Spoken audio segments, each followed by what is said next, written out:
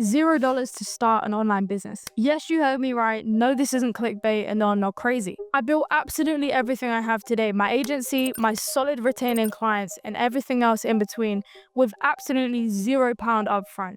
$0, £0, zero payment whatsoever. Before we get into this video, of course, I've got open spots for my one-to-one coaching program. It is application only, and the link is down below. But jumping straight back into the important bit, which is the source in this video, I want to cover exactly all of the DMs that I get on a daily basis asking me, what is freelance brand scaling? How do I get started? What are the barriers to get involved? A lot of people think that freelance brand scaling or running ads for businesses is something that is costly to start, something that takes a lot of time to learn, and something that isn't really realistic that they can scale. And I'm going to prove all of you wrong with that mindset in this video today. Now, jumping straight into what is freelance brand scaling. Now, these are a few fluff words that have come about probably in the past, I don't know, year and a half. Essentially what you're doing is you are running ads for businesses, and that can be different type of businesses. So let's say, for example, ecom, anybody who's selling a product. For example, one of my clients sells this watch right here, running ads for clients like that who sell physical products, supplements, anything that's kind of more subscription based. And on the flip side, you also have different types of clients that could be lead based. So bring in leads based businesses, leads through your FB ads, forms, etc. Both totally different, but utilizing the strong power of Facebook ads. The one thing I love about marketing and I love about this business model, so a little bit of background about me. I started off with an organic agency. I've been running my agency for a good while now, and I pivoted to paid around 2 years into my journey of marketing. One thing that I've learned over time is that businesses will always need marketing. That is not something that's going to change. 10 years down the line, businesses will still need to market. 20 years down the line, businesses will still need to market. I know people personally that have run their agency for the past 10 years. Obviously, granted, they've pivoted, they've added in services. Everything is, fast-paced and changing. But ultimately, the fact that businesses need marketing will always remain the same. So this is a skill that you can learn that isn't going to go out of date or isn't going to be useful now, but I don't know, in 5 years, no one's going to need you anymore. I'm going to walk you through exactly how to set up your agency, exactly how to get from zero to getting your agency set up, and all the processes in between while still spending $0 in this video. Now, if you're watching this and you don't have any type of agency, the starting point that you're going to be at is the agency setup point. Now, this is basically making sure that your agency is professional, making sure your agency exists, and it appears trustworthy in that process.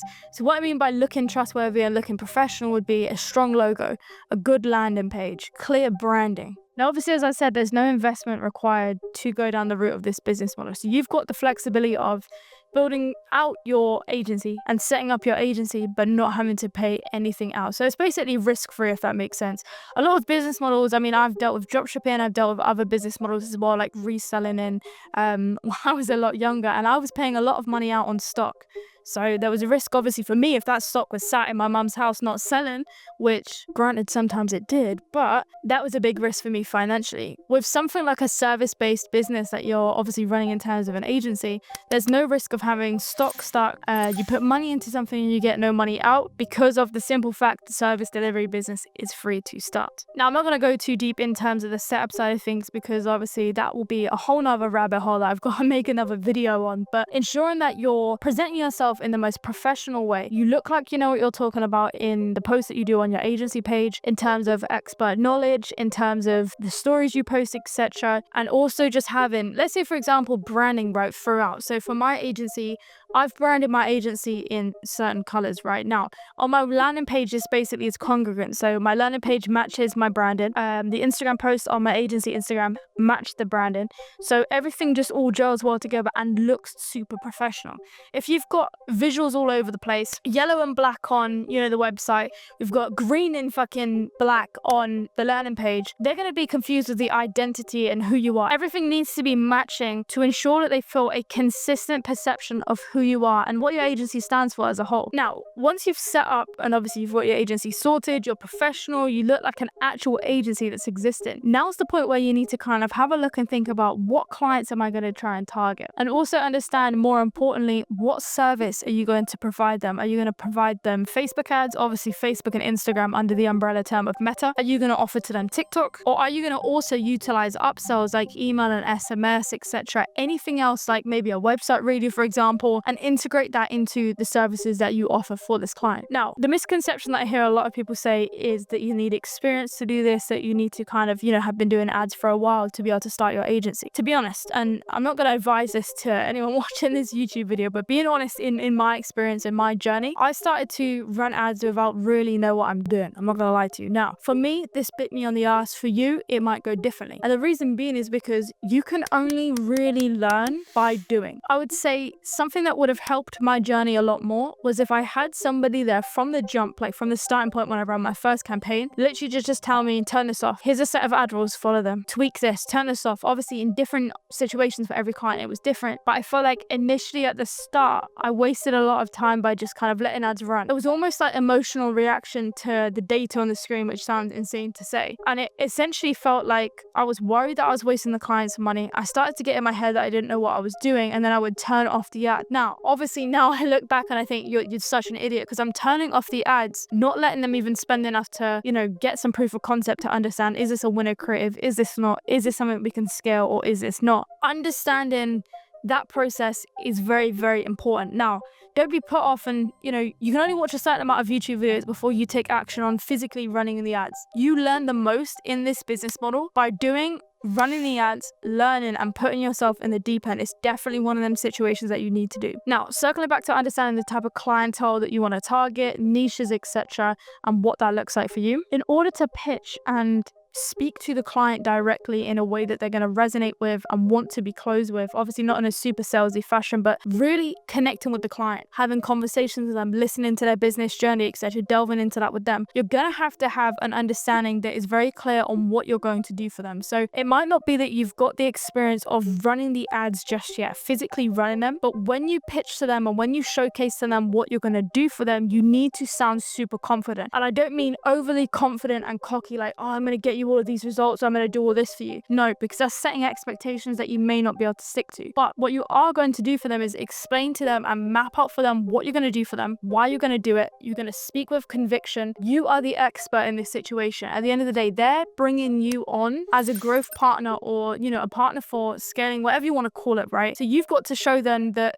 they've made the right choice with you. You understand what you're talking about and you're confident in that. You know the technical details. So understanding that first before you pitch to make sure you sound like you know what you're talking about. Because a lot of people I hear, pitching and it's like you sound like you don't even know what you're selling. So if you don't sound convincing, how are you meant to make them feel comfortable enough to want to proceed with you, if that makes sense? Now, by any means, I don't say go and lie and say you've had clients before. You could learn clients with no prior case studies as long as you sound convincing enough. And yes, that is true. I could be convinced to let someone run my ads on a free trial if they were genuinely talking like they knew exactly what they were talking about. They were, giving me a plan, mapping that out. That would make me feel comfortable enough to proceed. Like 110%. If they sounded like they know what they were talking about, they sounded like they were dialed in, I would give them that chance. And I feel like a lot of brand owners or business owners, if you're talking about leads, do genuinely feel the same. So ensure to be speaking with conviction, speaking like you know what you're talking about and know what you are pitching before you pitch it. That's the most important thing. Obviously, after this stage where you understand what you're going to be doing for your offer. So let's say, for example, are you predominantly focusing on TikTok or are you predominantly focusing on Meta or anything else in between that you may offer? The next kind of stage that you'll be at is actually outreaching to these clients. Now, there's many different ways that you can outreach. Obviously, for leads-based businesses, it will differ in the way you can reach them.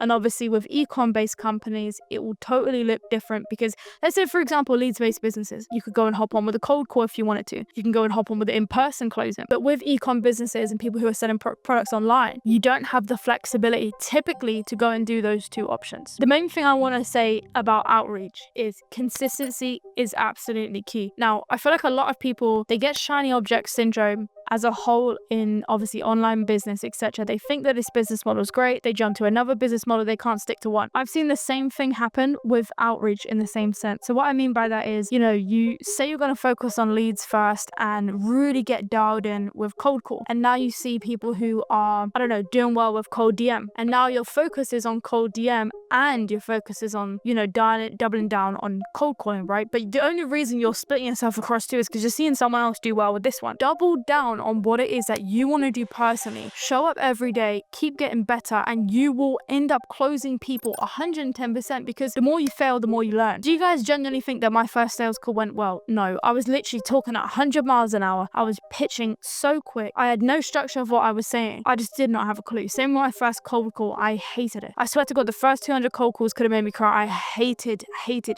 cold call. Now, my business partner at the time was a crazy. Like, bro, when I tell you a cold calling wizard, I can't even begin. He'd get on the phones and it would be wizardry. And now there was me obviously trying to cold call with him, doing the most shittest cold calls, can't even speak to the pro. It was a nightmare, right? But I kept on going. I kept showing up. I kept doing the outreach I didn't want to do. I kept doing the closing calls that made me feel honestly really uncomfortable, and I felt, I don't know, pretty bad, but I didn't close afterwards, right? But the more you do it, the more you exercise the muscle, the more you improve, right? So over time, let's say 6 months from that point when I first started cold calling and doing the closing calls, 6 months to that point, I was unrecognizable. I'd be calling out the phones, I'd be joking with the people, I'd be booking them in, I'd be answering all their questions, and I would make them feel super comfortable. And that was the same person who would jump on a cold call and go, hi, it's bro, it's unrecognizable. Show up every day and be consistent, and you will not recognize yourself in 6 months. You will become the outgoing person, you will become the confident person. Like, honestly, the change was absolutely massive. Before getting into obviously the business model, I was not that much of a confident person in terms of pitching, closing, etc. at all. I used to get super nervous. Now fast forward even 6 months, now fast forward obviously a year from that point, let's say, the change was insanity. I honestly could not even write it. So you need to understand and remember that initially at the start with outreach, it is going to be difficult, it's going to be uncomfortable, but the more you do it, the better you will go, if that makes sense. Another big thing that I want to touch on in this video as well is understanding what offers are working and what's not working. So you might be sending a DM message to, 50 brands a day, right? After 1 month, you're going to have the clarity whether this message is working or not. Now, that gives you the clarity to be able to pivot, to be able to tweak it, to be able to get feedback and understand exactly what is not working and change that out for another different message, if that makes sense. So the main thing is understanding, the first 3 months even of outreach, and you're not going to be super dialed in. But the more DMs you send, the more scripts you test, the more outreach you track, the more you see this is working, this is not working, the better your clarity gets on what is working. Over time, the easier it is to sign people because you see a pattern in what's working and what's not. Another thing I want to speak about as well is I think people get discouraged by, sending out 50 DMs a day for 2 weeks. Let's say that they don't get a reply from that. What I see a lot of the time is people will basically outreach for like 2 weeks, right? And then they'll start to say, oh, no one's opening my DMs. Oh, no one's opening my messages, right? And I see this happen all the time. People in the DMs telling me. Now, they give it 2 more weeks, right? Let's say, because you've got to think,